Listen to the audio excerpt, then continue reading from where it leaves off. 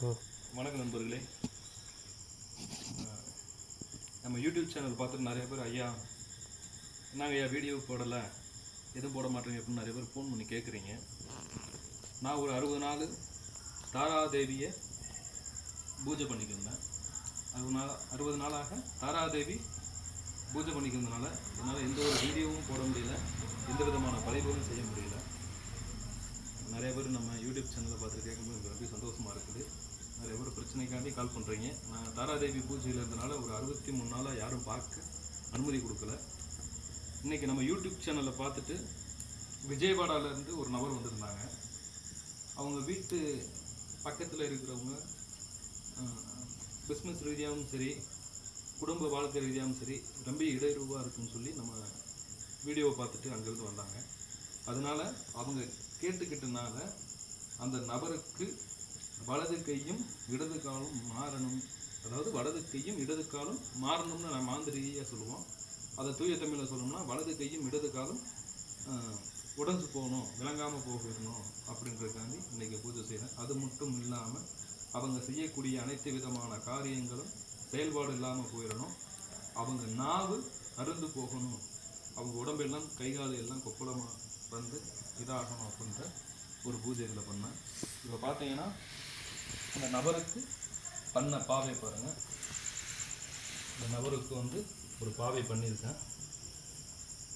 அந்த நபருக்கு வந்து இதை பார்த்தீங்கன்னா இது வந்து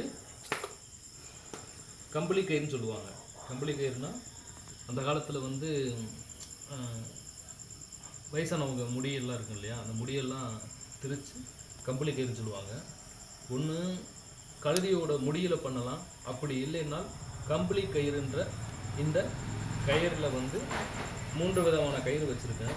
இந்த கயிறில் வந்து அவங்கள என்ன ஆகணும் அப்படின்னா, இப்போ நான் வலது கையும் இடது காலும் மாறணும் போது இந்த பாருங்கள், இந்த கால் நேருக்காக இருக்கும். இந்த காலை வந்து நான் திருப்பி உடச்சி போட்டிருப்பேன். இந்த பாருங்கள், இந்த கையை அதே மாதிரிட்டு உடச்சி போட்டிருப்பேன். இந்த கையை இந்த கால் நேருக்காக இருக்கணும், ஆனால் இது திருப்பி போட்டிருப்பேன். நம்ம என்ன ஆகணும்னு நினைக்கிறோமோ அது எந்த பாகமோ, இப்போ வலது பாகமோனா இடது பாகத்தை நம்ம மாற்றி போட்டுடணும். சிவன் வந்து வலது பாகத்திலையும் சக்தி இடது பாகத்தில் இருக்காங்க. ஒரு நபருக்கு வந்து வலது கையும் வலது காலும் பண்ண முடியாது, அதுக்கு எதிர்முனையாக தான் நம்ம செய்ய முடியும். அப்படி செய்யும்போது இந்த பார்த்தீங்கன்னா வலது கையும் இடது காலும் மாற வச்சிட்டேன். இவங்களுக்கு என்ன ஆகணும் என்றதை இந்த பார்த்தீங்கன்னா சுடலை தைலம், இந்த பாருங்கள் சுடலை தைலம், எட்டிமை, பேரண்ட கபாலமை, தூமக்கரு, இதை நான் வச்சு இந்த பார்த்தீங்கன்னா குண்டூசி இல்லைனா காரமுள்ள பண்ணலாம். இது குண்டூசியில் காரமுள்ள பண்ணால் அது ரொம்பியும் மாறின வேலை பண்ணலாம். இது சும்மா இது தானே, அதனால் குண்டூசியில் இந்த பார்த்தீங்கன்னா கை கால் எல்லாத்தையும் நான் குத்தி கம்பளி கயிறால் கட்டியிருக்கேன். அவங்க கால் யூரின் போன மண், இந்த பாருங்கள், அவங்க யூரின் போன மண் இருக்குது. அவங்கள என்ன ஆகணும் என்பதை அந்த எந்திரத்தில் எழுதி முள்ளை வச்சு உள்ளே ஏற்றிருக்கேன். அவங்க என்ன ஆகணும் என்பதை இந்த சக்கரத்தில் நான் எழுதி மை வச்சுருக்கேன். இந்த பூஜை முடிஞ்சோடனே இந்த வெத்தலை 2ஆக கிழிச்சு போடணும். இந்த முட்டையை எடுத்து நம்ம மயானத்தில் புதைச்சிடணும். இந்த பார்த்தீங்கன்னா இந்த இருக்குது பார்த்தீங்களா, இந்த உள்ளே இருக்கிற பொருள் அவங்களோட மண், உள்ள சில இது முக்கியமான கருவுக்கெல்லாம் வச்சுருக்கிறேன். இந்த கருவுக்களை வச்சு இந்த பொருளை வந்து அவங்க வீட்டுக்கு கொடுத்துருவாங்க. பூஜை பண்ணோன்னே அது அவங்க வீட்டில் போய் கண்ணி ஈசானியில் புதைச்சிடணும். இதுக்கு முன்பு அவங்க யூரின் மண்ணை இந்த பாருங்கள், ஒத்தைக்கண் தேங்காய்க்குள்ளே அவங்க யூரின் மண், மஞ்சப்பொடி, குங்குமம், சில முக்கியமான கருவுக்களை வச்சுருக்கேன். இப்போ இதை வச்சுருக்கேன். இதை வச்சு எட்டி குச்சி நாள் வந்து நான் சேவல் பலி கொடுத்தோன்னே எட்டி குச்சியை வச்சு அரைஞ்சிடுவேன். இந்த சேவல் இருக்குது பார்த்தீங்களா, இந்த சேவல் இருக்குல்ல, இந்த சேவலுக்கு அவங்க யார் இருக்கிறாங்களோ அவங்களோட காலடி மண்ணோ யூரின் மண்ணோ அந்த சேவல் வாயில் நான் போட்டிருக்கேன். இப்போ நம்ம பூஜை செய்யும் விதிமுறை என்னன்னு கேட்டிங்கன்னா, இந்த நூல் கட்டு கட்டிட்டு பார்த்தீங்களா, இந்த மணி கட்டு கட்டிட்டோம்னா அவங்க குலதெய்வம் எந்த ஒரு தெய்வமாக இருந்தாலும் தெய்வம் எல்லாமே ஒதுங்கிடும். ஏன்னா நம்ம பூஜை செய்யும்போது அந்த நபர் என்ன குலதெய்வமோ அந்த குலதெய்வத்தை வந்து நம்ம கட்டுக்கட்டி தான் செய்வோம். சில டயத்தில் வந்து நம்ம கட்டுக்கட்டினாலும் அவங்க இஷ்ட தெய்வங்களோ குலதெய்வங்களோ அந்த பூஜையை தடுக்கிறதுக்காண்டி நம்ம கிட்ட வரும். ஆனால் இந்த மணிக்கு இந்த முக்கோணம் அடித்து அந்த சக்கரம் இவங்களுக்கு பேதனம் பண்ணுறோம். இப்போ இந்த சக்கரத்தில் வந்து எட்டி குச்சினால் அடித்து நூல் அடிச்சிருக்கோம். நூல் அடிக்கும் போது இந்த நூலை மீறி அவங்க குலதெய்வம் எந்த குலதெய்வமாக இருந்தாலும் உள்ளே போக முடியாது. உள்ளே போக முடியாது. ஆனால் சில மாதிரி போய் சொல்ல மாட்டாங்க, இந்த நூலை எதுக்கு அடிக்கிறோம், இந்த குச்சி எதுக்கு அரையணும்னு சொல்ல மாட்டாங்க.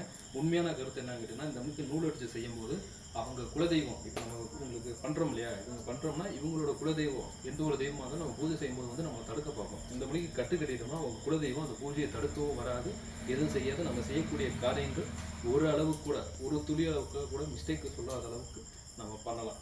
சரிங்களா? நிறைய பேர் கேட்குறீங்க, ஐயா அவங்க ஃபேஸை காமின்னு சொல்கிறீங்க, அதனால தான் இந்த வீடியோவை நமக்கு ஃபேஸை காமிச்சு போடுறேன். சரிங்களா? சில பேர் ஐயா நாங்கள் சின்ன போய் பண்ணிக்கிறீங்கன்றீங்க. ஏங்க, அதாவது மேக்ஸிமம் ஒரு விஷயம் சொல்ல கேளுங்க, கடுகு சிறுத்தாலும் கார அறியும். சரிங்களா? கடுகு சிறுத்தாலும் கார அறியும். கொண்டை போட்டு கழுத்து நிறையா ருத்ராட்ச மாலை அது இதுன்னு போட்டிருக்காங்க, அவங்ககிட்டலாம் விஷயமே இருக்காதுங்க. அவங்களாம் மிரட்சியாக பண்ணுறவங்க. தெய்வத்தை பார்த்தால் எனக்கா இருந்தாலும் பக்தி தான் வரணுமே தவிர பயம் வரக்கூடாது. ஏன்னு கேட்டிங்கன்னா, ஒரு காளியே இருக்குன்னா கூட அவளை பார்த்து நம்ம பக்தியோட தான் பார்க்கணும். பயத்தோடு பார்த்தா அவங்களுக்கு எல்லாத்துக்கும் அது தெய்வமே கிடையாது இல்லையா? இன்னைக்கு ரவுடியை பார்த்தாலும் பயம் வருது, அப்போ அவங்க தெய்வம் ஆயிட முடியுமா? ஆக முடியாது. அதனால் வந்து நாங்களாம் இருக்கிறோம் என்றால் சர்வசரியாக மனுஷனாகத்தான் இருக்கணும். என் குருநாதர்கள் எல்லா பேருமே அப்படித்தான் இருந்தாங்க. மாந்திரியம் கற்றுக்கிற மேக்சிமம் எல்லா பேருமே, தொழில் தெரிஞ்ச மேக்சிமம் எல்லா பேருமே அந்த ருத்ராட்ச மாலை கழுத்து நிறையா அது இதுலாம் போட மாட்டாங்க, சர்வசாதாரணமாக இருக்கலாங்க.